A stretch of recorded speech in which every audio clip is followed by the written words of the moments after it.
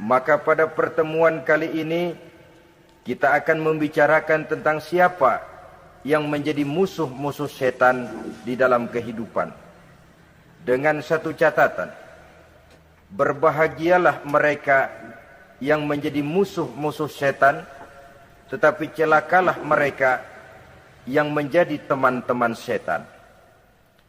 Bagaimanapun juga di dalam kehidupan ini, apabila orang telah memproklamirkan bendera permusuhan kepada kita, maka kita tentu seharusnya bersikap waspada dan mawas diri.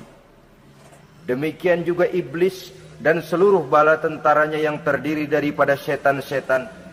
Mereka telah mengibarkan bendera permusuhan kepada Nabi Adam dan anak cucunya, kepada kita umat Rasulullah sallallahu alaihi wasallam. Akan sengsara dan celaka jika kepada iblis dan setan yang telah nyata-nyata mengibarkan bendera permusuhan itu kita mengadakan toleransi, mengadakan kerjasama, dan menjadi budak yang memperturutkan kemauan daripada iblis dan setan. Siapa yang menjadi musuh-musuh setan dalam kehidupan ini? Inilah pertanyaan berikutnya yang diajukan oleh baginda Rasul kepada iblis. Hai iblis, kalau teman-temanmu adalah seperti yang telah engkau jelaskan tadi, sekarang cobalah beritahu saya, siapa di antara umatku yang menjadi musuhmu dalam kehidupan ini? Atas pertanyaan ini, iblis laknatullah menjawab, ya Rasul, musuh-musuhku di antara umatmu, pertama, anta ya Muhammad. Musuhku yang pertama adalah engkau, wahai Muhammad. Kenapa iblis mencatat Nabi Muhammad sebagai tokoh nomor satu dalam deretan musuh-musuhnya? Mudah difahami. Pertama, keberadaan Rasul merupakan rahmah lil alamin, rahmah bagi lingkungan. Yang kedua, beliau berfungsi menyelamatkan manusia dari tempat yang gelap gulita, dari tempat kesesatan menuju tempat yang terang benderang, penuh berisi petunjuk dan hidayah dari Allah Subhanahu wa taala. Maka menurut iblis, inilah manusia perintang pertama atas segala daya dan usahanya menggelincirkan manusia ke jalan yang dimurkai oleh Allah Subhanahu wa taala. Kalau kita baca sejarah, risalah yang dibawa oleh Nabi Muhammad ini memang merupakan risalah yang membawa rahmah bagi alam sekitarnya. Ada sedikit perbedaan dengan risalah-risalah sebelum beliau. Sepertinya risalah yang dibawa oleh para rasul terdahulu itu mempunyai efek yang langsung pada kehidupan di dunia ini. Nabi Nuh misalnya menyampaikan agama. Hai umatku, ini agama. Umat menentang, turun banjir yang menenggelamkan orang-orang kafir. Azab diturunkan pada waktu itu juga, pada saat nabinya masih hidup. Jadi azabnya itu jenis cash, kontan. Nabi Soleh, hai umatku, ini agama. Mereka menolak, turun gempa bumi yang amat hebat menggulung orang-orang kufur. Nabi Musa, hai umatku, ini agama. Mereka menolak, sebagian ditenggelamkan di Lautan Merah, sementara sebagian lain dikutuk menjadi monyet-monyet yang hina, seperti diceritakan dalam Al-Quranul Karim. Lain dengan Rasulullah sallallahu alaihi wasallam. Bagaimanapun kurang ajarnya umat yang dihadapi oleh beliau, bagaimanapun menentangnya jamaah yang dihadapi oleh beliau, azab tidak turun sepanjang beliau masih hidup. Ini merupakan jaminan dari Allah, wa ma kana Allahu liyu'azzibahum wa anta fihim. Allah sama sekali tidak akan menurunkan azab selama engkau wahai Muhammad masih hidup di tengah-tengah umatmu. Jadi keberadaan Nabi Muhammad merupakan jaminan keselamatan bagi umatnya. Selama beliau masih hidup, azab tidak turun bagaimanapun kurang ajarnya umat. Di sini sedikit bedanya dengan nabi-nabi terdahulu. Juga perbedaan dalam pola dakwah. Nabi Nuh ketika dakwahnya ditolak oleh umat, keluar doanya meminta umatnya ditenggelamkan. Tetapi Nabi kita ketika dilontari batu oleh umat, malah beliau mendoakan umatnya agar memperoleh hidayah. Oleh sikap yang semacam ini, wajar lalu iblis menganggap Nabi Muhammad sebagai musuh ranking pertama. Yang kedua, siapa musuhmu di antara umatku? Yang kedua kata iblis, musuhku Muhammad imamun adil. Pemimpin yang adil. Itu yang akan menjadi musuhku di dunia ini. Putus asa iblis menghadapi pemimpin yang adil. Tipu dayanya tidak terkena. Segala tingkah polanya tidak diperturutkan. Imam yang adil, pemimpin yang adil merupakan musuh daripada iblis laknatullah alaih. Apa sebabnya? Karena pemimpin yang adil mempunyai dampak dalam kehidupan di dunia ini. Melindungi orang banyak, menenteramkan orang banyak. Makin aman, tentram, tenang situasi dan kondisi, makin mudah orang melaksanakan ibadah. Makin tekun orang melaksanakan ibadah, makin dekat dia dengan Allah. Makin dekat manusia dengan Allah, makin jauh dia dari iblis. Sebab dua hal ini selalu kontradiktif. Jika kita jauh dari Allah, tentu dekat dengan iblis. Jika kita jauh dari iblis, harus dekat tentu dengan Allah. Dan begitu selanjutnya. Dalam kaitannya dengan kehidupan kita sekarang, saudara-saudara, inilah pentingnya membangun manusia pembangunan. Semua tugas-tugas besar, semua pekerjaan-pekerjaan yang baik harus berangkat dari niat yang baik, berangkat dari hati yang bersih. Siapapun adanya kita, apapun profesi kita. Yang jadi kiai, marilah berangkat dari niat yang bersih. Yang jadi mubalik, marilah berangkat dari niat yang bersih. Niatnya itu mau menghidupkan Islam atau mau cari hidup jual Islam. Kalau mau menghidupkan Islam, mari sama-sama kita berjuang. Tapi kalau mau cari hidup untuk dengan menjual Islam, minggir saja daripada nanti bikin malu. Yang mengurus masjid, mari berangkat dari niat yang bersih. Ngurus masjid itu niatnya mau menghidupkan masjid atau mau cari hidup di dalam masjid. Kalau mau menghidupkan masjid, mari. Tapi kalau mau mencari hidup di dalam masjid, tolong minggir saja daripada nanti bikin aib. Yang jadi orang alim, mari berangkat dari niat yang bersih. Jangan memperjualbelikan fatwa, yang halal dikatakan haram, yang haram jadi samar-samar. Nanti membingungkan umat.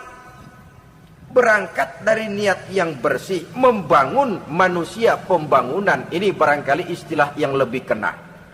Saudara-saudara kaum muslimin rahimakumullah. Setiap kita pada hakikatnya punya bakat. Secara fitrah yang kita bawa. Bakat apapun kita ini punya. Saudara punya bakat jadi pemimpin, saudara pun punya bakat jadi pengkhianat. Saudara punya bakat jadi orang soleh, saudara juga punya bakat jadi orang salah. Saudara punya bakat jadi orang besar, saudara pun punya bakat jadi orang hina. Seluruh bakat ada di dalam diri kita. Tinggal nanti pertumbuhannya mana yang lebih subur. Saudara punya sifat berani, saudara pun punya sifat takut. Seberani-beraninya orang mesti ada sifat takutnya. Nanti mana yang tumbuh lebih subur? Kalau takutnya tumbuh lebih subur, dia akan jadi orang penakut. Kalau beraninya yang tumbuh lebih subur, dipupuk oleh lingkungan, pendidikan dan sebagainya, dia akan tumbuh jadi orang pemberani. Oleh karena itu, agama merupakan lingkungan yang subur untuk menumbuhkan benih-benih yang baik yang kita bawa bersamaan dengan lahirnya kita ke alam dunia ini.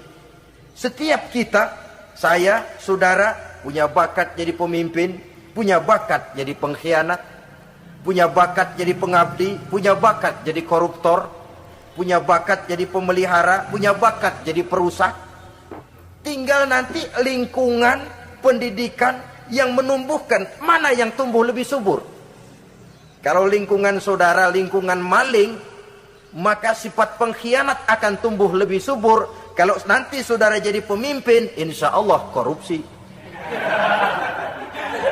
Lingkungan yang menumbuhkan sifat mengabdi, sifat berbuat tanpa pamrih, dikalahkan oleh sifat pengkhianat dan korupsi itu yang dibentuk oleh lingkungan, pendidikan, pengalaman dan sebagainya. Oleh karena itu, secara dini agama menanamkan, menyuburkan fitrah-fitrah yang baik yang kita bawa bersamaan dengan hadirnya kita dalam kehidupan ini. Sebab itu seorang penyair bernama Syauqi mengatakan dalam sebaik syairnya, waladatka ummuka ya ibna adam bakian wan nasu haulaka yadhakuna surura. Hai manusia, pada saat kamu dilahirkan kamu menangis dan orang lain di sekelilingmu ketawa. Kakek senyum dapat cucu baru, paman gembira dapat keponakan baru, sementara kita yang lahir menangis. Betul apa benar? Apa ada saudara yang begitu dilahirkan terus nyengir? Saya kira kabur dukunnya itu. Setiap kamu hai manusia lahir dalam keadaan menangis, orang sekelilingmu tertawa. Karena itu katakan kepada mereka yang senyum di sekelilingmu, hai manusia, pada saat saya dilahirkan saya menangis dan kamu semua tertawa. Baik manusia. Tapi nanti pada satu saat harus terjadi kebalikannya. Kalau dikala saya lahir saya menangis dan kau semua senyum, nantilah manusia. Kalau satu saat saya meninggalkan alam dunia ini, saya akan berangkat dengan senyum. Dan kalian semua akan berurai air mata. Kalau perlu dari Sabang sampai Merauke kibar bendera setengah tiang. Kalau perlu. Jangan terbalik, kita mati melotot orang malah gembira. Karena hidup selalu membawa sifat-sifat yang merusak. Inilah orang kedua yang menjadi musuhnya iblis dan beruntung menjadi musuh iblis. Siapa? Imamun adil, pemimpin yang adil. Saudara-saudara kaum muslimin rahimakumullah. Yang ketiga musuh iblis, ghaniyun mutawadhi, orang kaya yang rendah hati, orang kaya yang tidak sombong. Kaya apa saja, baik kaya oleh karena ilmu, orang yang kaya karena ilmu disebut orang alim. Baik kaya karena materi, orang kaya karena materi dinamakan hartawan. Baik kaya karena kedudukan, orang yang kaya karena kedudukan dinamakan pejabat. Yang pertama yang terjadi dalam sejarah, ketika ditanya kenapa kau tidak mau sujud iblis? Saya kan dibikin dari api, Adam dari tanah. I am the best. Saya lebih hebat daripada iblis, daripada Adam. Adam baru kemarin dibikin, saya sudah lama. Kata Allah, kamu sombong iblis, ini surga bukan tempat orang sombong. Keluar! Terusir dia dari surga. Jadi kesombongan pertama adalah kesombongan yang dilakukan oleh iblis. Dan dia tanamkan itu kepada kita supaya jadi orang sombong. Karena itu sombong ilmu Allah nggak senang, tapi iblis senang. Mentang-mentang ada ilmunya. Nih, satu-satunya ustadz di sini ya. Semua mesti ngaji sama gue. Kalau nggak ngaji sama gue, Islamnya kurang tapi bener. Sombong karena ilmu. Sombong karena pangkat. Mentang-mentang pakai bintang di pundak, jalan pundak duluan. Yang wajar saja hidup ini. Sombong harta pun begitu. Kaum muslimin rahimakumullah. Orang kaya yang rendah hati dimusuhi oleh iblis, tapi dicintai Allah, dicintai Rasul, dicintai malaikat. Caranya bagaimana? Kembali kepada satu kesadaran, bahwa pada saat terlahir ke alam dunia ini tidak ada yang pernah kita bawa. Kalau sekarang kita punya rumah, punya kebun, punya kendaraan, punya pabrik, punya segala macam benda, apa itu? Titipan. pada suatu saat akan diambil kembali oleh yang menitipnya. Kalau titipan itu pandai kita jaga, pandai kita syukuri, titipan akan makin banyak. Sama juga kita dalam kehidupan. Kalau orang bisa kita percaya, saya mau pergi ke luar negeri, rumah saya titip kepada tetangga. Saya pulang dari luar negeri, isi rumah tetap, tidak berkurang, malah dibersihi, malah disapu, dihilangkan kotorannya. Tentu bukan main syukur saya, girang saya. Akan bertambah kepercayaan saya untuk menitipkan apa saja. Ini makna la in syakartum la azidannakum wa la in kafartum inna azabi lasyadid. Kalau kamu pandai bersyukur, aku tambah nikmat. Tapi kalau kamu ingkar, azabku teramat pedih. Artinya apa? Nikmat bisa berubah menjadi azab kalau kita tidak pandai mensyukurinya. Ma'asyiral muslimin rahimakumullah, orang yang kaya ilmu lalu rendah hati, tidak selalu ingin menonjolkan diri. Ini kadang-kadang yang tanggung ini yang bikin berabe. Alim bener enggak, geblek bener juga enggak. Yang sedikit-sedikit mau nonjolin diri. Kalau enggak jadi imam enggak mau ke masjid. Nggak jadi imam, nggak mau ke musola. Pokoknya kalau nggak jadi imam, marahan sama musola. Macam mana? Saudara-saudara kaum muslimin, rendah hati. Tidak selalu ingin menonjolkan. Sebab orang yang selalu ingin menonjolkan dirinya, biasanya orang yang kekurangan kepercayaan kepada kemampuan dirinya sendiri. Dia selalu ingin dinomorsatukan. Dia selalu ingin ditempatkan pada ranking teratas. Dia tidak percaya diri. Orang yang percaya diri dapat bersikap wajar dalam kehidupan. Begitu juga kaya karena harta, dengan menyadari bahwa harta bagaimanapun banyaknya titipan dari Allah. Pada suatu saat akan kembali, dia harus dimanfaatkan sesuai dengan kehendak yang menitipnya. Begitu juga kaya oleh karena pangkat, kedudukan dan jabatan. Pada suatu saat jabatan itu akan hilang dari diri kita. Karenanya sering saya jelaskan bahwa pangkat di dunia ini yang paling tinggi pensiun. Titel yang paling akhir almarhum. Saudara setuju atau tidak, titel itu akan saudara dapat.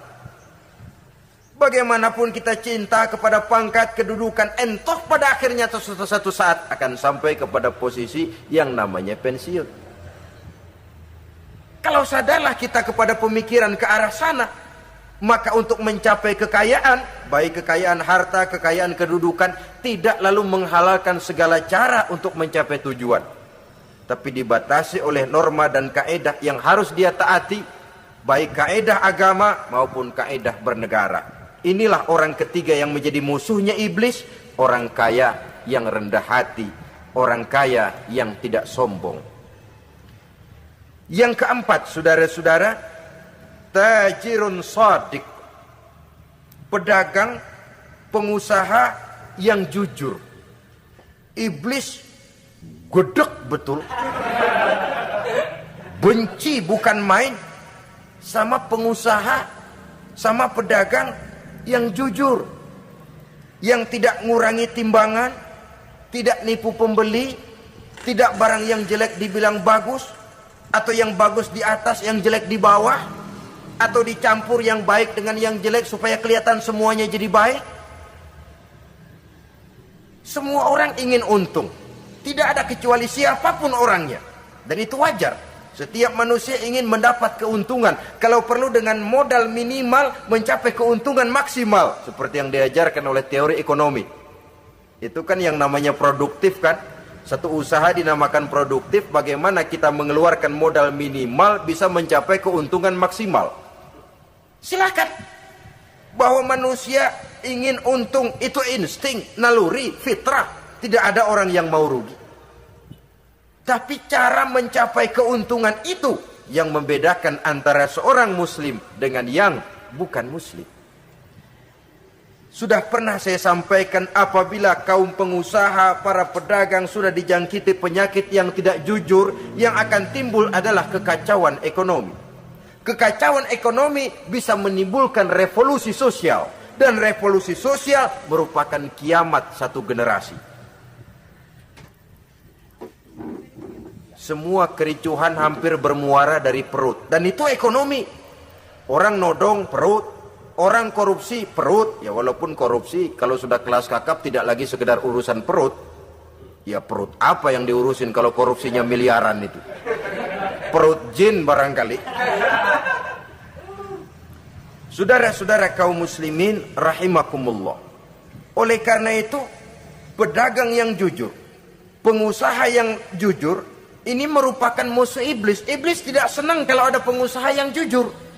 Iblis tidak senang kalau ada pedagang yang jujur. Tapi iblis akan tepuk tangan kalau pedagang sudah selingkuh, kalau pengusaha sudah nipu. Ada orang bilang, sekarang mah kalau jujur-jujur benar nggak makan apa-apa dong kita. Sebab katanya jangan lagi nyari yang halal, sekarang ini yang haram aja seret. Rupanya sering masang undian nggak pernah kena. Lalu bilang jangan yang halal, yang haram aja nggak kena-kena katanya. Sebenarnya bukan itu masalahnya, saudara-saudara. Bukan itu masalahnya. Masalahnya ialah bahwa kejujuran membawa keberkahan. Ini kalau kita berpikir dengan kacamata agama. Keberkahan merupakan sumber ketenangan. Dan ketenangan ini tidak bisa dibeli dengan materi yang bagaimanapun banyaknya. Walaupun kita punya percetakan duit, ketenangan itu nggak bisa dibeli.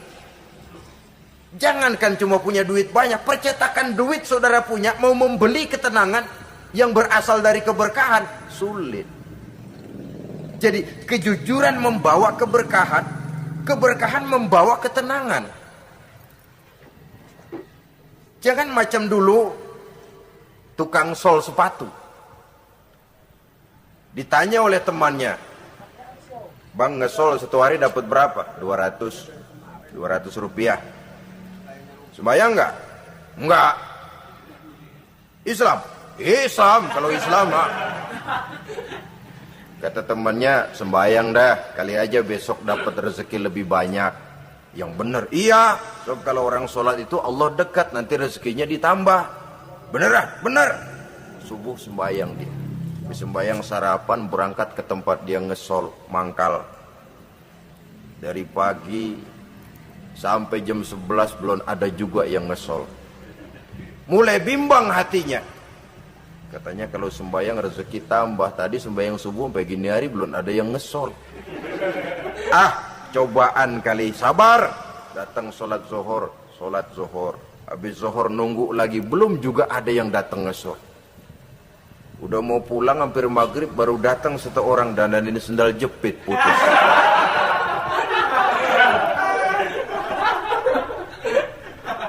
Sudah bayar 25 rupiah, pulang dia si tukang sol ini, ketemu sama temennya yang nyuruh sholat tadi. Ditanya, bagaimana penghasilan ini hari? Apa dijawab? Gua kapok deh sembahyang.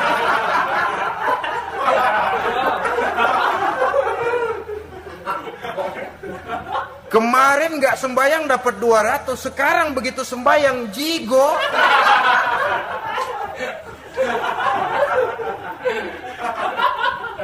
Dia tidak sadar bahwa dengan dari kacamata agama 25 rupiah yang membawa berkah jauh lebih baik ketimbang 200 uang panas. Dari kacamata agama 25 rupiah yang membawa berkah lebih baik daripada 200 rupiah tapi panas. Sebab panas menjauhkan kita dari ketenangan. Itulah sebabnya maka pedagang yang jujur, pengusaha yang jujur menjadi musuh setan dan beruntung. Sekarang jadi pengusaha jujur-jujur nggak dapat proyek, Pak. Kalau nggak bisa semir semur. Padahal agama sudah menjelaskan ar-rashi wal murtashi finnar. Orang yang nyogok dan orang yang disogok dua-duanya neraka. Kenapa? Join termasuk ta'awanu 'alal ismi wal udwan. berbuat bertolong-tolongan dalam berbuat dosa dan kesalahan. Kalau hadiah, lain hadiah. Kalau sodakoh, lain sodakoh. Tapi yang namanya semir, suap, ar-rashi wal murtashi finnar. Saudara-saudara kaum muslimin rahimakumullah. Bapak-bapak, ibu-ibu, saudara-saudara kaum muslimin rahimakumullah. Maka pada kesempatan pertemuan kali ini saya ingin menyampaikan sebuah hadis dari junjungan kita baginda Nabi besar Muhammad sallallahu alaihi wasallam yang termuat dalam kitab Mukhtarul Ahadits An-Nabawiyah, di mana beliau bersabda, arba'un min sa'adatil mar'i. Ada 4 perkara yang merupakan tanda dari orang bahagia. Saya mau tanya, di antara saudara-saudara yang hadir di sini, apa ada yang kepengen jadi orang sengsara? Ya. Seluruhnya tentu ingin mendapatkan kebahagiaan. Maka menurut resep dari Nabi kita, tanda orang bahagia itu 4. Jadi kalau saudara ingin bahagia, harus mempunyai 4 perkara ini. Yang pertama, orang bahagia itu kata Nabi, darun wasi'un, punya rumah biar bagus asal gede. Enak ngaturnya daripada sudah punya rumah kecil adanya di pinggir kali, gubuk, kalau hujan bocor miring lagi, kiamat. Loh, kalau gitu Islam materialis dong. Hadis ini boleh diartikan dengan makna hakiki, arti yang sebenarnya. Boleh diartikan dengan makna majazi, arti kiasan. Kalau dia diartikan dengan arti kias, maka yang dimaksud darun wasi'un ay qalbun wasi'un. Rumah yang luas tidak lain daripada hati yang lapang. Karena di situ kunci kebahagiaan yang sebenarnya. Walaupun kita cuma tinggal di petak berukuran 2 kali 3 meter, kalau hati kita luas-luas rasanya rumah itu. Tapi biar rumah kita halamannya saja puluhan ribu hektar, ada kolam renangnya, kamar tidurnya tidak lagi terhitung. Kalau hati yang menempati rumah itu sempit, maka akan terasa sempit jugalah rumah itu. Tempat bergantungnya tidak lain adalah hati. Marilah kita mencoba melihat berbagai pandangan orang tentang bahagia ini. Ada orang menyangka bahwa bahagia itu kalau dia mendapatkan harta yang sebanyak-banyaknya. Siapa yang banyak harta, dialah raja. Apa yang dia mau, seluruhnya bisa dibeli. Keamanannya, dia bisa menyewa petugas. Seluruh fasilitas untuk menyenangkan kehidupannya bisa dibeli. Pendeknya, hartalah segala-galanya dalam kehidupan. Sampai ada pepatah mengatakan, innad darahima fil amakini kulliha taksur rijala mahabatan wa jalala. Sesungguhnya harta, dinar, dirham, uang, di mana-mana selalu bikin hebat orang yang memilikinya. Coba lihat, orang yang punya duit sama yang enggak punya duit, jangan gaya hidupnya, gaya jalannya aja lain. Wahia lisanun liman arada fasahatan, wahia silahun liman arada qitala. Uang adalah senjata yang paling ampuh bagi orang yang mau pergi perang, dan lidah yang paling fasih bagi orang yang mau bicara. Kalau bicara dengan lidah macet, cobalah bicara dengan harta, lancar. Sampai ada pepatah demikian, segalanya bisa diatur dengan harta. Maka di kalangan orang yang berpandangan semacam itu, seluruh kegiatan hidupnya hanya terfokus kepada bagaimana mengumpulkan harta yang sebanyak-banyaknya. Tidak peduli halal haram, tidak kenal sore pagi siang dan malam, tidak sempat sujud, jauh dari agama, jauh dari kehidupan yang bersifat ruhaniyah, jauh dari Allah dan sebagainya. Sampai dalam Al-Quran dikelompokkan dalam kelompok yang dinamakan lumazah. allazi jama'a malahu wa 'addadah yahsabu anna malahu akhladah. Mereka mengumpul-ngumpulkan harta sebanyak-banyaknya dan menyangka bahwa harta yang banyak itu dapat mengekalkan hidupnya, mengekalkan kekayaannya, mengekalkan kebahagiaannya. Saudara hadirin yang berbahagia, kalau pandangan hidup ini benar, artinya kalau harta memang merupakan satu-satunya hal yang dapat membuat orang bahagia, tentu di rumah mewah tidak akan pernah ada tangis derita. Tentu di satu tempat di mana fasilitas hidup serba menunjang tidak ada yang namanya penderitaan. Tapi suka dan duka, sedih dan gembira, senyum dan tawa adalah milik setiap orang, baik dia punya harta maupun dia tidak punya harta. Nyatalah bahwa harta semata-mata bukan merupakan jaminan bahwa orang akan bahagia, walaupun tanpa harta orang sulit untuk bahagia. Saya mau cerita, ada orang super kaya, namanya Aristotle Onesimus, raja tanker Yunani. Dia punya kapal tanker saja konon sampai 11 banyaknya. Punya perusahaan penerbangan yang disebut Olympic Airlines. Punya hotel di berbagai kota besar di dunia ini, sejak dari New York, London, Paris, Rome dan sebagainya. Bahkan punya pulau yang dia namakan Pulau Scorpio. Ini kan namanya sudah kaya nggak tanggung-tanggung, punya pulau. Nah, dia punya 2 orang anak, yang satu laki-laki namanya Alexander, yang satu perempuan namanya Maria Onesimus. Seluruh harapannya tertumpah kepada anak lakinya Alexander ini, yang akan meneruskan usahanya, meneruskan kekayaannya, meneruskan dinastinya. Apa yang terjadi? Ternyata anak yang dia harapkan yang bernama Alexander ini mati muda dalam kecelakaan pada waktu dia olahraga. Apa olahraganya? Namanya olahraga anak orang kaya, golongan jet set. Olahraganya olahraga pesawat terbang. Jatuh, ya nggak kapungut, habis mati. Tinggal satu anak perempuannya, Maria Onesimus. Tapi anak perempuan ini juga malah urakan. Terakhir dia pacaran, bahkan kemudian kawin sama orang Rusia. Rupanya Aristotle Onesimus ini broken. Kekayaannya yang berlimpah ruah, perusahaannya yang begitu banyak, siapa yang akan meneruskan? Siapa yang akan menggantikan? Sampai kemudian dia mengurung diri di Pulau Scorpio dan mati di sana secara mengenaskan. Seorang multi jutawan, seorang yang super kaya, mati menyendiri di pulau sepi. Ibarat kata pepatah, anak ayam mati di lumbung. Bukan kekurangan makanan, keurugan makanan. Begitu kehidupan Aristotle Onesimus. Dan banyak orang-orang yang sudah demikian kaya sampai dibingungkan oleh kekayaannya sendiri.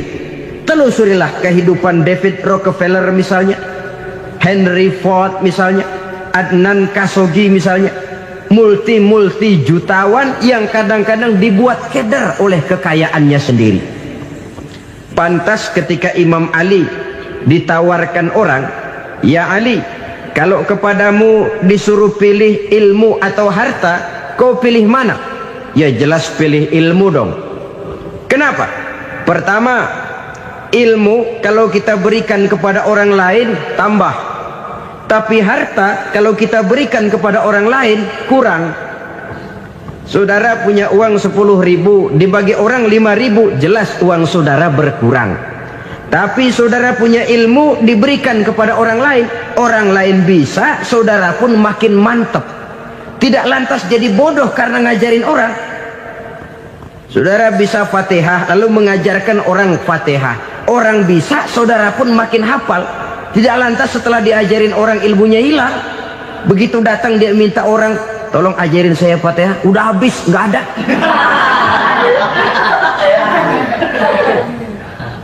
Yang kedua kata Imam Ali, ilmu menjaga kita. Kalau harta, kita yang harus jaga. Makin banyak ilmu, makin terpelihara diri seharusnya. Tetapi makin banyak harta, makin bingung kita jaganya. Sampai kadang-kadang kalau perlu seluruh keliling rumah dipasangi alarm. Belum cukup, disewakan anjing besar-besar, pasang di depan pintu, awas anjing galak. Masih belum cukup juga, cari centeng tukang-tukang kepruk jaga rumah. Masih terasa belum aman, padahal rumahnya dikelilingi tembok besar. Di balik tembok ada pintu-pintunya tebal. Di balik pintu itu terbuka masuk kamar, kamar pun ada pintunya, pintunya pun kuat. Masuk ke dalam kamar ada lemari, lemarinya pun pintunya kuat, dikunci, kuncinya pun kuat. Tapi terhadap seluruhnya yang timbul cuma sekedar was-was saja. Kesimpulannya sekali lagi, tanpa harta orang memang sulit untuk bahagia. Tapi harta semata-mata tidak merupakan jaminan orang akan bahagia. Dengan hati yang luas, itu modal utama untuk mencapai kebahagiaan hidup. Orang yang hatinya luas, saudara-saudara, punya hati yang lapang, melihat kenyataan hidup ini, dia bersyukur senantiasa kepada Allah. Lantas tidak timbul hasud dan iri hatinya. Oleh karena itu jiwanya selalu lapang. Kalau tidak, cupik hati namanya, dangkal pandangan, tidak senang melihat orang lain dapat nikmat, dan itu sering dijadikan contoh. Kalau orang yang lapang dada, dia lihat tetangganya beli TV baru, dia berkata, alhamdulillah ya, tetangga kita beli TV, mudah-mudahan kita bisa ikut nonton. Lapang dadanya. Tapi orang yang sempit hati, lihat tetangga beli televisi, meriang. Enggak diapa-apain, meriang. Besoknya dengar tetangga beli motor, makin sakit, ke rumah sakit. Lalu di rumah sakit dengar tetangganya beli mobil, mati. Disiksa oleh perasaannya sendiri. Orang kalau hati sudah sempit dalam hidup, kemanapun dia pergi, sempit rasanya medan kehidupannya. Kemudian kita melihat juga ada orang yang menilai bahwa bahagia itu katanya kalau punya kedudukan yang tinggi, pangkat yang agung, wibawa yang besar. Mungkin betul, tapi mungkin juga tidak. Bergantung kepada hati orang yang punya pangkat itu. Sama dengan harta tadi. Harta akan membawa bahagia kalau dia jatuh ke tangan orang yang berhati lapang. Tapi harta akan jadi bencana kalau jatuh ke tangan hati orang yang sempit. Pangkat akan membawa bahaya kalau jatuh di tangan hati orang yang sempit. Lebih dari itu, kenyataan mengajarkan kepada kita bahwa ternyata pangkat dan jabatan tidak selamanya memberikan kebahagiaan dalam kehidupan. Bahkan resikonya kelewat besar. Beberapa bukti kita bisa ambil dari para pemimpin dunia yang menjadi korban lantaran pangkat dan jabatan yang disandangnya. Saudara ingat Presiden Abraham Lincoln dan John Kennedy dari Amerika? Dibunuh orang. Park Chung-hee dari Korea Selatan, Ziaur Rahman dari Bangladesh, Anwar Sadat dari Mesir, terakhir Indira Gandhi dari India, menjadi korban dari pangkat dan jabatan yang disandangnya dari orang-orang yang tidak senang dia memegang jabatan itu. Dia akan mudah mengundang bencana. Sehingga pantas kalau seorang presiden terkemuka Amerika, Harry Truman namanya, dia mengatakan jabatan presiden itu, kata dia, seperti orang nunggang macan, naik macan. Harus kita taiki, kalau enggak dia bakal nerekam kita, ngeri katanya. Adapun orang yang hatinya lapang, kalau dia menerima pangkat dan jabatan, dianggapnya itu satu kesempatan untuk berbuat baik. Tapi orang yang berhati sempit, menerima pangkat dan jabatan, bukan kadang-kadang menerima, malah berusaha setengah mati mencapai dengan segala cara. Kalau perlu jilat atas, jilat atas. Jadi golongan sumuhun dawuh. Jadi kelompok kulon nuwun, yes sir, yang kerjanya cuma oke bos. Kalau perlu jilat atas, jilat atas. Kalau perlu injak yang bawah, injak yang bawah. Perlu sikut kiri kanan, sikut kiri kanan. Yang penting pangkat dapat, jabatan dapat. Orang yang semacam ini, kalau sudah mempunyai pangkat dan jabatan, biasanya dia tidak menganggap itu sebagai amanah, tidak menganggap sebagai kesempatan berbuat baik, tapi malah kesempatan untuk memperturutkan hawa nafsunya yang dilatar belakangi oleh kesempitan hatinya tadi. Apalagi kalau orang memperoleh pangkat karena banyak mengeluarkan uang. Seakan-akan pangkat dan jabatan itu sekarang macam proyek, pakai tender. Siapa yang berani bayar segini naik, nggak berani minggir. Padahal logikanya, kalau orang mencapai satu jabatan karena banyak mengeluarkan uang, hampir bisa dipastikan bahwa setelah jabatan itu dia pegang, langkah pertama yang akan dilakukannya ialah berusaha bagaimana uang yang dia keluarkan supaya kembali. Ya paling kurang pulang modal dulu dong. Soal mikirin rakyat soal nanti, tapi ini modal harus pulang. Itu celakanya kalau orang memperoleh pangkat dan jabatan cuma karena banyak mengeluarkan uang. Jarang orang yang mempunyai keyakinan dan pandangan bahwa pangkat dan jabatan merupakan amanah. Jadi sekali lagi, pangkat dan jabatan mungkin saja membawa kebahagiaan kalau jatuh ke tangan orang yang berhati lapang. Tapi bisa jadi bencana kalau dia jatuh ke tangan orang yang mempunyai hati yang sempit. Dan lagi-lagi stresnya hati yang lapang. Lalu sebagian orang, saudara, ada yang berpandangan katanya bahagia itu kalau jadi orang terkenal, mempunyai popularitas, menjadi idola di kalangan remaja, di kalangan orang tua, di segala lapisan masyarakat.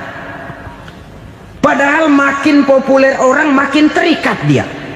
Ya kalau macam kita ini kan nggak punya nama, nggak populer, tengah malam buta mau nongkrong di warung Tegal aman. Tapi pangkat, jabatan, kedudukan, popularitas menyebabkan kita diikat dengan berbagai macam peraturan. Cuma mandi sama ke WC saja yang nggak dikawal.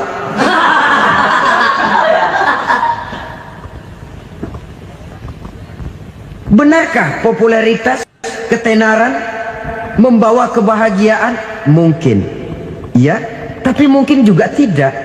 Kenapa? Banyak orang-orang populer yang mengakhiri hidupnya secara tragis. Kita ambil beberapa nama. Di Amerika tahun 60-an ada bintang seksi paling terkenal yang dijuluki sex bomb, bom seksi. Sampai sekarang jadi legenda, namanya Marilyn Monroe. Singkatan dobelnya itu inisialnya MM, Marilyn Monroe. Terkenal, top, sampai dia mati tahun 62. Namanya sekarang masih saja dibicarakan orang. Kenapa dia bunuh diri? Tidak punya hartakah dia? Banyak. Kurang populerkah dia? Seluruh dunia mengenalnya. Sejak rakyat kecil sampai pejabat tinggi dia punya hubungan. Kenapa? Jenuh. Dia terlahir dalam keadaan yatim. Setelah itu tidak lama dia berangkat remaja, ibunya meninggal. Pindah dari wanita asuh ke wanita asuh sampai 12 orang ibu angkatnya. Dan kekecewaan yang paling parah, setiap laki-laki yang dekat dengannya hanya seperti kapal berlabuh. Datang dan pergi silih berganti. Padahal dia merindukan seseorang yang bisa melindungi hidupnya. Dia rindukan itu dan dia tidak pernah menemukan.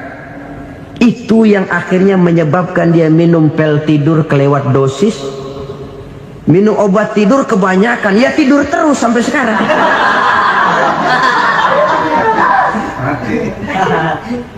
Dia mengakui Saya telah memiliki ketenaran, tapi saya tidak pernah hidup dalam ketenaran itu.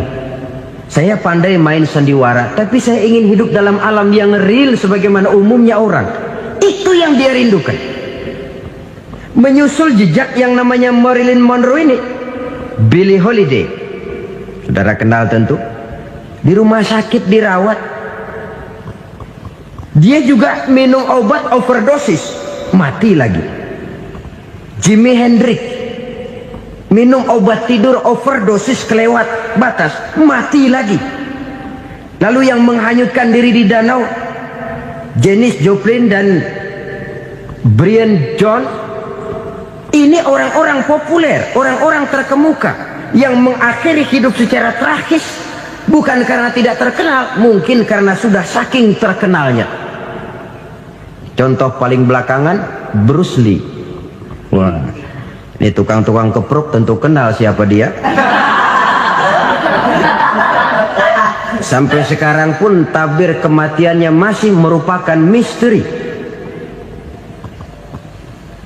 Dan yang masih hidup juga menunjukkan gejala yang aneh. Michael Jackson, rumahnya di Beverly Hills itu dijaga sedemikian rupa, dan dia selalu curiga kepada setiap makanan harus steril, bersih dari segala macam kimia.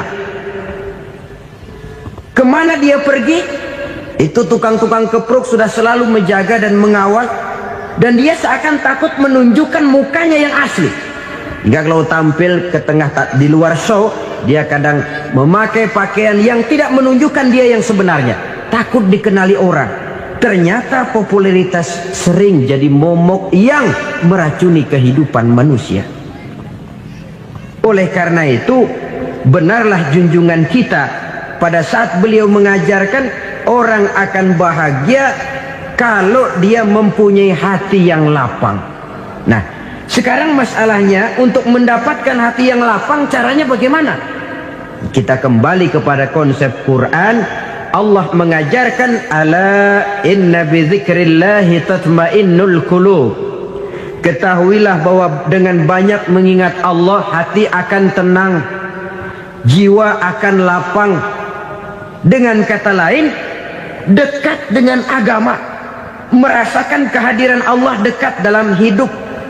Itu muara pertama untuk mencapai hati yang lapang. Ala inna bi dzikrillahi tatmainnul qulub. Jangan macam orang sekarang ingin mendapatkan ketenangan lalu tapak di puncak gunung, di gua-gua, di tempat sepi. Iyalah kalau nggak ada ular. Kalau tergigit ular berbisa, ketenangan belum, mati jelas itu. Islam positif untuk mendapatkan ketenangan. Ala inna bi dzikrillahi tatmainnul qulubi.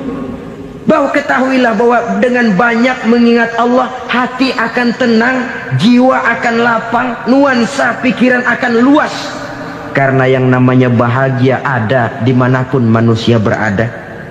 Di kampung ada bahagia, di kota ada bahagia, di ngarai, di lembah, di gunung, di hutan, di lautan, di angkasa luar, dimanapun bahagia itu ada kalau kita bermodalkan hati yang lapang ini. Dan hati akan lapang kalau kita dekat dengan agama. Dekat dengan harta buat sementara hati mungkin tenang, tapi ketenangan yang relatif dan temporer. Apalagi orang tiap kali tambah harta, tiap kali tambah rencana. Itu wajar. Mungkin sebelumnya saudara berpikir, kalau punya duit 5.000 enak nih. Begitu punya duit 5.000, aduh sayang kalau 10.000 aja. Tiap kali tambah harta, tiap kali lain rencana. Makin banyak rencana, makin menjauhkan kita dari yang namanya ketenangan. Padahal ketenangan merupakan unsur utama untuk mencapai bahagia. Dan ketenangan itu bermuara dalam hati manusia. Tengoklah kehidupan ini. Orang yang banyak harta dengan orang miskin, berbedakah rasa sakit yang mereka tanggungkan? Rasanya tidak. Walaupun si kaya tidur di kasur empuk berselimutkan sutra mahal, sementara si miskin meringkuk di balai bambu yang keras dan kasar. Apabila maut datang, dia juga tidak pernah pilih bulu. Maut datang menjemput si kaya di singgasana keemasannya, dikelilingi oleh para pengasuh, dayang dan inang serta para pengawal. Dan maut pun datang menjemput si miskin papa, sehingga ia tergelepar di tepian jalan. Kedua-duanya bernama mati. Kalau nyata bahwa sakit yang ditanggung si kaya tidak beda dengan sakit yang ditanggung si miskin, bukan harta semata yang membuat orang bahagia. Hati yang tenang, jiwa yang lapang penuh kedamaian karena banyak berzikir dan mengingat Allah, itu merupakan modal utama untuk mencapai sesuatu yang bernama bahagia.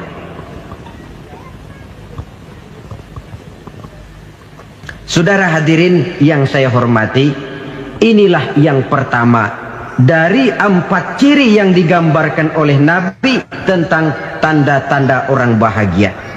Dan harus berangkat dari yang pertama ini, hati yang lapang. Ini yang harus kita miliki lebih dahulu, baru nanti akan menyusul kepada poin yang ketiga, kedua, dan selanjutnya. Sebab kalau hati sudah terisi dengan jiwa yang lapang, seluruh persoalan insya Allah akan bisa kita atasi dengan sebagaimana mestinya. Yang kedua sekarang, tanda orang bahagia menurut baginda Nabi, markabun syariah. Orang bahagia itu, kata beliau, punya kendaraan biar cepat asal lancar. Artinya kemana dia mau pergi mudah. Apa maksud hadis ini? Kalau kita kaji lebih dalam, kendaraan itu kan alat transportasi. Transportasi tidak lain adalah usaha memudahkan komunikasi.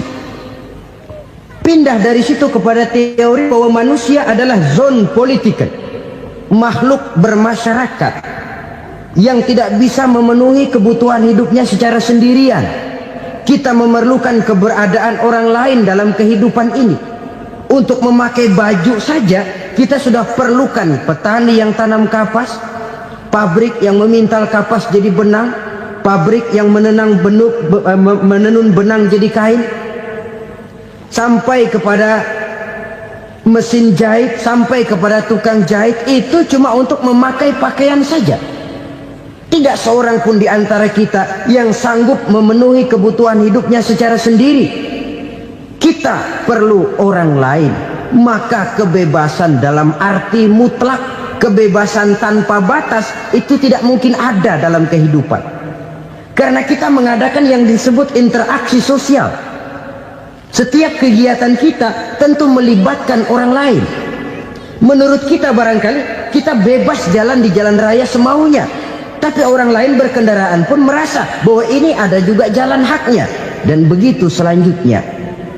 Oleh karena itu, maksud dari kendaraan yang cepat ini adalah khulato'uhu ma'as solihin. Lingkungan pergaulannya terdiri dari orang-orang soleh. Pergaulannya luas. Kemana dia pergi ada temannya. Kesulitannya ada tempat dia cerita. Dan kesulitan kalau sudah diceritakan kepada orang lain, taruh kata orang itu tidak bisa menolong, namun menceritakannya kepada orang yang kita percayai, kan paling kurang sudah mengurangi beban jiwa, mengurangi tanggungan batin, merasa masih ada tempat kita cerita. Maka lebih baik orang awam yang mau bergaul ketimbang orang setengah alim tapi ngunci pintu. Sebab nantinya akan timbul sikap picik, cupik pandangan, dan tidak luas menghadapi kenyataan dalam kehidupan ini. Namun yang harus kita garis bawahi, pergaulan memang mesti luas. Namun jangan sekali-kali lupa bahwa pergaulan sangat besar pengaruhnya dalam ikut membentuk kepribadian manusia. Sehari-hari bisa kita bilang, kalau kita dekat sama tukang minyak wangi, sekalipun nggak dibagi minyaknya, baunya tentu dapat. Betul? Tapi dekat sama tukang elas, walaupun nggak kena apinya, asapnya mesti kena. Kalau Syauqi mengatakan lebih jelas lagi, man asyaral asrafa asa musyarrafan wa muasyiral anzali ghairu musyarrafin. Awalam taral jildal hakira muqabbalan bisagri lamma sara jildal mushaf. Siapa yang bergaul dengan orang mulia, dia bakal ikut menjadi mulia. Tapi siapa yang berteman dengan orang hina, dia tidak bakal ikut menjadi mulia.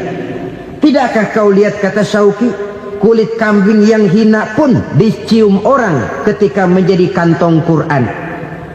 Kulit kambing hina, kalau dia sendirian gak ada yang mau cium.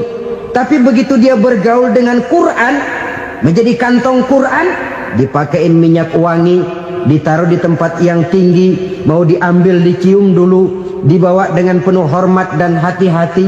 Kulit kambing yang hina lantaran berteman dengan Quran, numpang mujur. Tapi coba lihat kalau kulit kambing berteman dengan kayu, jadi beduk, habis. Zohor dikemplang, asar dipukul. Itu pun sedikit saja, cuma salah milih teman. Yang temannya Quran dihormati orang, yang temannya kayu lantaran jadi beduk, gelap-gelap subuh orang udah kemplangin.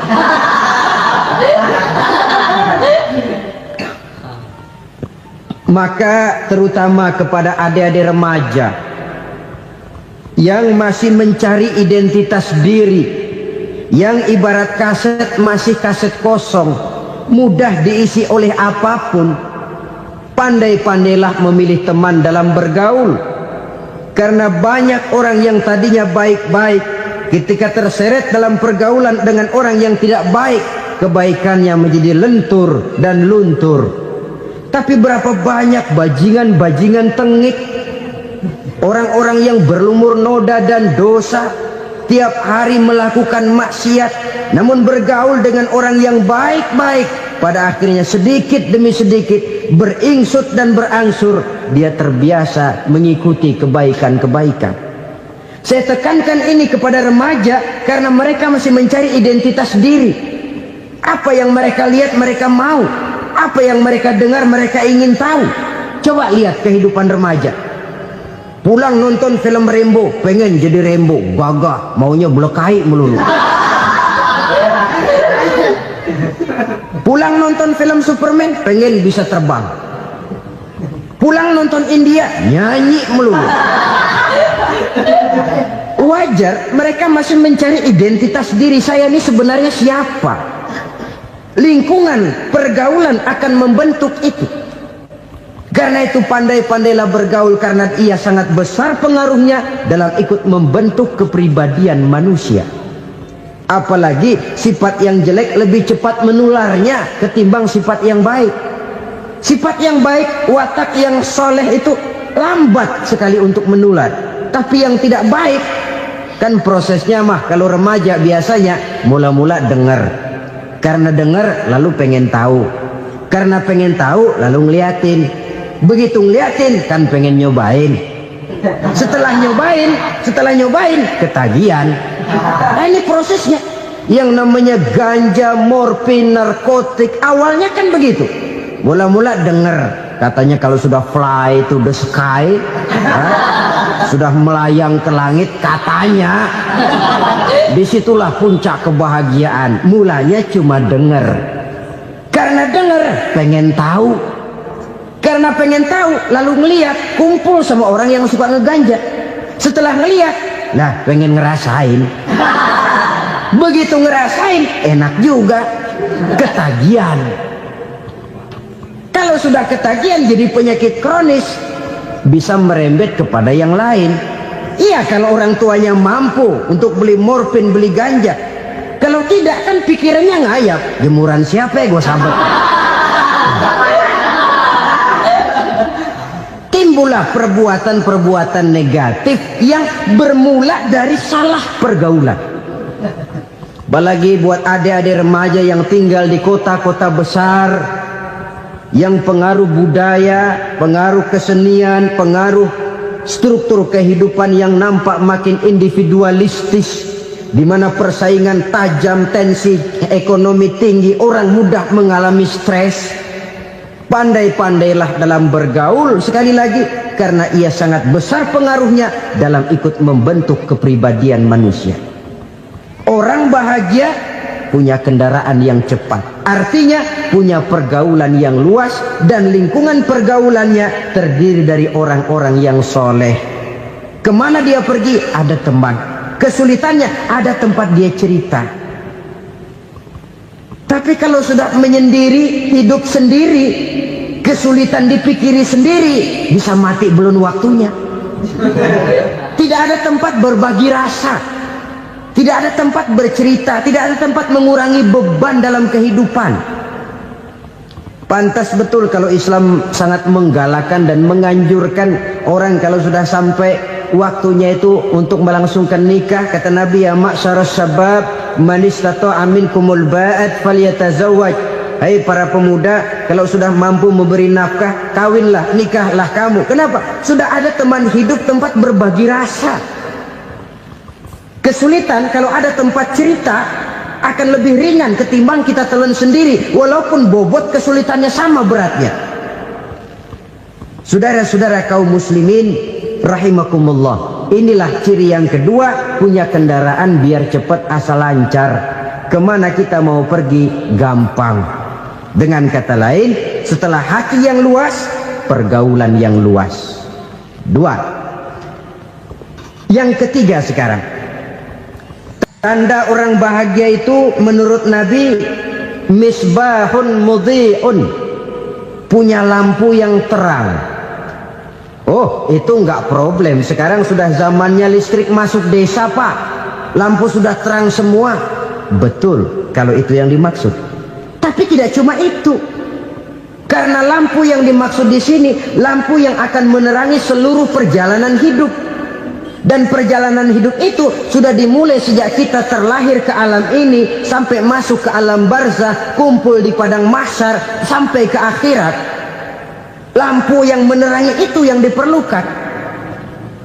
Kalau lampu, katakanlah yang paling top sekarang kan lampu jenis Mercury. Taruhlah itu di rumah kita, dia cuma menerangi rumah kita, menerangi hati pun tidak sanggup. Bila kita masuk ke alam barzah, alam kubur, sanggupkah si Mercury yang begitu terang menerangi alam barzah kita? Tidak sanggup lagi. Sanggupkah lampu yang ratusan watt, bahkan puluhan ribu watt menerangi kehidupan di padang mahsyar? Tidak akan sanggup lagi. Kalau demikian, yang dimaksud lampu yang terang di sini apa? Tidak lain amal soleh, kebajikan yang kita lakukan dalam hidup. Itu yang akan jadi lampu penerang. Di dunia nama kita akan terang. Jasad kita boleh hancur terkubur tanah, tapi nama kita akan dikenang orang. Begitulah kalau orang meninggalkan kebajikan dalam hidup seperti sekarang. Ribuan orang tiap saat berziarah ke kubur Imam Syafi'i, ke kubur Imam Malik, ke kubur Imam Ghazali, ke kubur orang yang baik-baik, orang yang soleh-soleh. Kebajikannya yang ditinggalkan, yang mengukir namanya dengan tinta emas. Sehingga saudara sudah terbaring di alam kubur, orang lewat, Allah, ini kuburannya Fulan bin Fulan, dulu ini kebaikannya Masya Allah, saya ikut merasakan. Mari kita mampir sebentar, kita Fatihah. Mohon disampaikan Allah pahalanya kepada almarhum. Al-Fatihah. Itu kalau orang baik-baik. Lalu saudara tanya, Pak, orang mati dikirimin Fatihah apa nyampe pahalanya? Saya jawab, kalau saudara nggak percaya, mati dulu dah. Nanti saya Fatihain, tungguin di sana. Umpama nggak sampai, balik lagi kemari. Oh, sekarang ini kan maunya otak-otakan saja. Kalau nggak masuk otak, nggak percaya. Padahal alam gaib itu nggak bisa diotak-otakin. Sama saja dengan saudara pernah dengar cerita kapal Tampu Mas tenggelam, tak? Pernah nggak? Di mana? Ya, di laut Masalembo. Begitu ke Tampu Mas tenggelam, ratusan penumpang itu terjun ke laut, dipermainkan gelombang, berjuang menghadapi maut itu. Orang lagi timbul tenggelam di lautan, dihantam ombak, kita tengokin pakai helikopter. Pak, lagi timbul tenggelam ya? Iya, tolongin. Jangan khawatir Pak, nih saya kirim intan Pak, harganya 10 juta. Kira-kira orang yang timbul tenggelam di laut seneng nggak? Tidak. Kan mahal toh intan 10 juta. Kenapa dia nggak senang? Karena intan 10 juta dalam kondisi seperti itu tidak sanggup menyelamatkan dia. Dia akan girang kalau dikirimin ban mobil bekas, dikirimin papan terentang atau bambu. Intan yang 10 juta dia nggak girang. Ban mobil bekas yang 1000 perak, tuh pegang, itu yang dia girang betul. Inilah sebabnya Nabi berkata, mal mayyitu fi qabrihi illa kal ghariqil mutaghawwis. Orang yang meninggal di alam kuburnya seperti orang timbul tenggelam di lautan. Yantaziru da'watan min ahli, menunggu doa dari keluarganya yang masih hidup. Duh, bapak saya sudah meninggal, saya sayang benar sama dia. Kirimin kulkas ke kuburannya Itu sama saja dengan tadi orang tenggelam di lautan dikirimi intan yang harganya 10 juta, tidak sampai. Begitulah kalau kebajikan yang kita tinggalkan dalam hidup, sudah mati pun kubur kita masih diziarahi orang. Tapi kalau jahat yang kita tinggalkan, boro-boro lah orang mau doa lewat dekat kuburan kita juga serem. Tuh bajingan dulu mati dipendem di situ tuh. Jangan lewat situ, ntar kesurupan, jangan. Lewat saja orang ngeri. Konon lagi membacakan Fatihah dan mengirimkan doa. Hidup pada hakikatnya adalah kesempatan untuk berbuat baik. Maka sekali kesempatan itu diberikan, manfaatkan dengan sebaiknya. Sebab kesempatan kedua tidak akan pernah ada. Kesempatan berbuat baik di sini, di akhirat sudah pembalasan namanya. Sekali kesempatan itu dicabut, dia tidak akan pernah dikembalikan lagi. Kata Iqbal, hidup tidak mundur ke belakang, Bung. Berhenti diinjak orang, mundur hancur. Tidak ada kata mundur dalam hidup ini. Berhenti diinjak orang, mundur kecebur. Tidak ada kata lain, harus maju dalam kehidupan dalam artian yang positif. Hidup adalah kesempatan untuk mengumpulkan kebajikan yang sebanyak-banyaknya. Di situ nilai daripada manusia. Sekarang ini memang nggak kelihatan kok, orang yang banyak pahala sama yang banyak dosa nggak kelihatan kok. Barangkali kalau habis bikin dosa palanya pada benjol, mungkin orang takut sama dosa. Tapi sekarang sama saja, orang yang banyak dosa dengan yang nggak banyak dosa jalan bareng dari belakang, sama, nggak kelihatan beda. Tapi ada waktunya di mana pahala memegang peranan, di mana dosa diperlihatkan. Sama saja kalau kita bawa mobil siang, lampu kan nggak begitu berfungsi. Apa lalu bilang, alah ini lampu berat-beratin, copot-copotin aja dah. Tidak perlu begitu. Kenapa? Pada suatu saat malam senja akan datang. Bila matahari terbenam, senja pun datang, gelap mulai merayap, disitulah baru terasa perlunya lampu. Pahala begitu. Sekarang orang yang nggak ada pahalanya nggak kelihatan dalam kehidupan. Tapi pada suatu saat senja kehidupan akan datang. Ajal merenggut nyawa, malam merayap, dan hidup mulai diliputi kegelapan di alam barzah. Dikala itu kalau nggak punya lampu, alangkah malangnya kita. Sebab amal yang baik, kata Nabi, di alam barzah itu akan diciptakan menjadi perempuan yang cantik menemani kita. Amal yang jahat akan menjadi orang yang paling jelek nemenin kita. Sudah di tempat gelap yang nemenin jelek.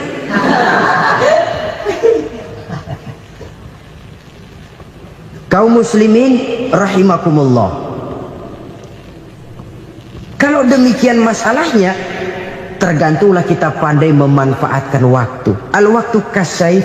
Waktu itu cepat sekali. Yang namanya waktu itu tahu-tahu. Tahu-tahu. Udah tahun 87. Tahu-tahu. Udah begitu. Tahu-tahu. Yang kemarin anak-anak, sekarang udah pada punya anak. Tahu-tahu saja itu. Begitu cepat waktu berlalu.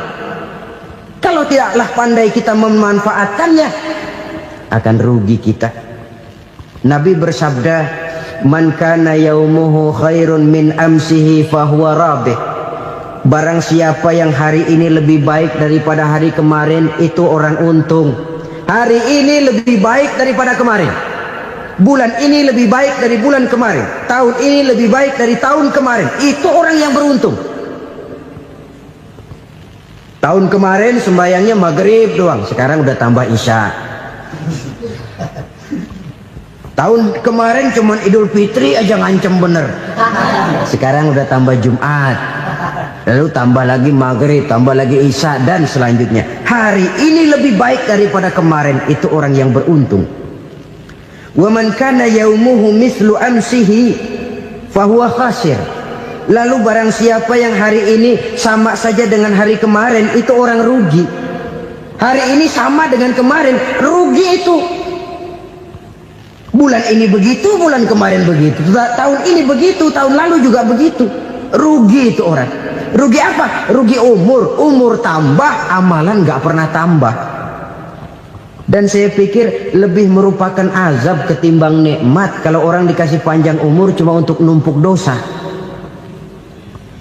Mending mana? Panjang umur banyak dosa sama pendek umur dikit dosa? Mending mana? Mending mana? Ya, paling mending tentu panjang umur banyak pahala. Tapi kalau tidak, sekali lagi, lebih merupakan azab ketimbang nikmat kalau orang diberikan panjang umur tapi cuma untuk sekedar menumpuk dosa. Kehilangan kesadaran bahwa dunia bukan terminal akhir dari satu perjalanan. Dia cuma halte di mana kita berhenti sebentar untuk menuju kepada terminal yang hakiki. Saudara-saudara kaum muslimin rahimakumullah, inilah lampu yang akan menerangi kehidupan, amal yang kita lakukan di dalam kehidupan. Jadi yang dimaksud dengan lampu yang terang, kebajikan yang kita kerjakan dalam hidup. Nah, setiap orang di awal tadi saya bilang ingin bahagia. Bahagia itu kan hakikatnya kumpulan senang dan selamat. Senang, selamat. Apa bedanya? Senang tapi tidak selamat, nggak bahagia. Selamat tapi nggak senang, nggak bahagia orang. Contoh, kalau orang korupsi, duitnya banyak, senang dia, tapi keselamatannya. Ada tentara baris di samping rumahnya udah bingung, padahal tentara latihan. Tentara cuma latihan, dia bingung. Senang, tapi karena keselamatannya tidak terjamin, dia tidak bahagia. Sebaliknya pegawai negeri jujur benar, cuma segaji-gajinya, selamat nggak korupsi tapi melarat, ya nggak bahagia juga, kurang senang. Kesenangan dan keselamatan untuk dunia saja, ya sekali lagi, kalau cuma sekedar untuk dunia saja bisa dibeli pakai uang, bisa dibeli pakai uang. Saudara ingin selamat bisa dibeli pakai uang, saudara ingin senang bisa dibeli dengan uang.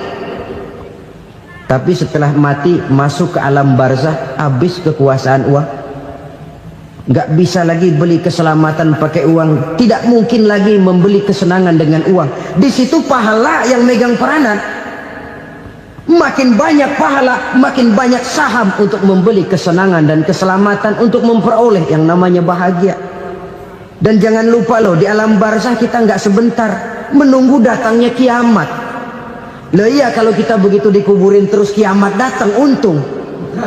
Tapi kalau masih harus 1000, 2000, puluhan ribu tahun yang akan datang, dalam satu penantian yang begitu lama, tanpa saham untuk memperoleh kebahagiaan, satu kemalangan yang tidak ada pernah putus-putusnya. Janganlah tergelincir oleh kebahagiaan sebentar yang menipu dengan mengorbankan kebahagiaan hakiki yang berjangka panjang. Apa artinya senyum sejenak kalau harus ditebus dengan tangis seumur hidup? Biarlah kita minum jamu, pahit memang, getir memang, tapi kan besok badan sehat. Daripada sekarang minum sirup, manis memang, enak memang, tapi bibir pada jontor besoknya. Sirawan, batuk, nggak karu-karuan. Banyak orang tertipu oleh kesenangan yang sebentar. Padahal laisa kullu ma yalma'u zahaban. Belum tentu semua yang berkilat itu emas. Belum tentu semua yang gemerlap itu intan. Karena itu marilah manfaatkan kesempatan yang diberikan Allah ini untuk mengumpulkan kebajikan yang sebanyak-banyaknya. Yang terakhir sekarang, yang keempat, tanda orang bahagia kata Nabi. Zaujatun salihah. Orang bahagia itu tanda yang keempat kata Nabi, punya istri biar cakep asal taat. Sudah surga itu gitu. Cakep taat. Istri kayak gitu, kalau belum mati jangan dikuburin dulu. Sudah cakep taat lagi. Tapi kadang-kadang enggak, udah jelek ngadat melulu. Apa yang mau dipilih? Sebab itu Quran mengatakan istri pakaian untuk suami, suami pakaian untuk istri. Kenapa suami istri diibaratkan pakaian? Alangkah tingginya gaya bahasa Quran ini. Suami istri teman hidup, hidup perjalanan panjang. Sejak kita dalam rahim sudah ada hidup kan di sini. Sampai ke alam dunia, masuk ke alam barzah, kumpul di padang mahsyar, sampai menuju akhirat, itu perjalanan hidup. Carilah istri atau suami teman hidup yang membawa manfaat tidak hanya kehidupan di dunia ini, sampai di alam barzah, sampai di padang mahsyar. Suaminya mungkin meninggal lebih dulu atau istrinya mungkin meninggal lebih dulu, tapi suami atau istri yang masih hidup berbuat kebajikan. Suami saya meninggal, ada hartanya, saya sedekahkan, niat pahala untuk almarhum suami saya. Ini teman hidup, tidak dibatasi dan tidak bisa dipisahkan oleh maut sekalipun. Zohirnya mungkin pisah, badannya mungkin pisah, tapi hatinya, jiwanya, kebersamaannya dalam menghadapi kehidupan. Karena itu saudara-saudara, bahasa Quran indah. Suami istri diibaratkan seperti pakaian. Apa fungsi pakaian? Pertama, pakaian jadi kebanggaan. Artinya suami harus menjadi kebanggaan istri, istri harus jadi kebanggaan suami. Yang kedua, pakaian itu kan fungsinya menutup aurat. Artinya sesama suami istri harus saling menjaga kekurangan masing-masing. Jangan malah sesama suami istri saling membongkar rahasia dan aibnya sendiri-sendiri. Istrinya diceritain jeleknya di mana-mana, atau suaminya dibongkar rahasianya di pasar umum.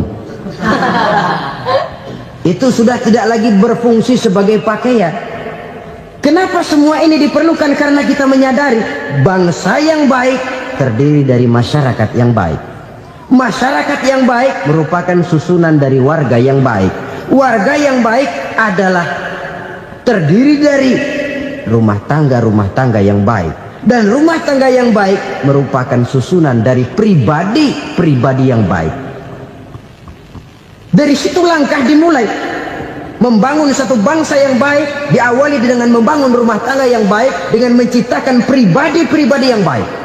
Sehingga dari sini diharapkan berkembanglah nilai-nilai kebaikan. Orang akan bahagia mempunyai istri yang soleh. Kenapa? Tidak ada seorang suami bisa sukses jadi apapun dia, apapun profesinya, dokterkah, kiaikah, mubalikkah, petanikah, pengusahakah, pejabat tinggikah. Tidak ada seorang suami yang bisa sukses tanpa peran serta istrinya. Walaupun memang peranan itu tidak begitu kelihatan, tapi sangat menentukan. Karena itu, saudara hadirin yang saya hormati, Islam sangat menghargai kaum wanita, memberikan kedudukan yang tinggi sepanjang tidak mematikan kodrat kewanitaannya. Nah, kalau sudah kesuksesan ini diawali dari rumah tangga, karier di masyarakat mudah untuk dikejar. Tapi keberantakan di rumah tangga merupakan kegagalan pertama di tempat lain. Nah, inilah saja yang dapat Al-Fakir sampaikan pada pertemuan kali ini.